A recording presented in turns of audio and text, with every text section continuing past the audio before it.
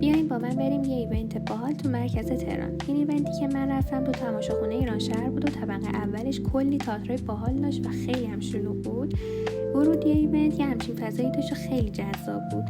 تو این ایونت کلا غرفه‌های کوچیکی بودن که همشون وسیله‌های پینترستی و جذابی داشتن که واقعا اگه از این چیزا دوست دارین حتما پیشنهاد میکنم که یه سر به این ایونت ها این مدلی بزنید که کلا من خودم تو اینستا دیدم خیلی هر چند وقت بار از این ایونت ها برگزار میشه.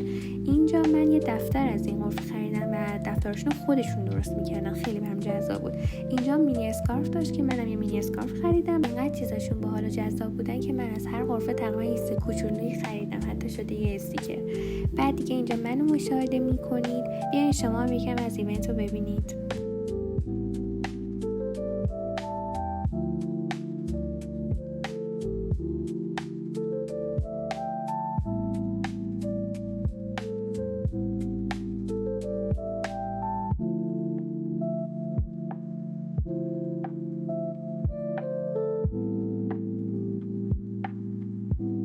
دیگه اینا چیزاییه که من خریدم و دیگه از اینجا رفتیم و خیلی تئاترای خوبی هم داشتن. دفعه بعدی میام تئاترشو میرم دیگه. همین دیگه فعلا.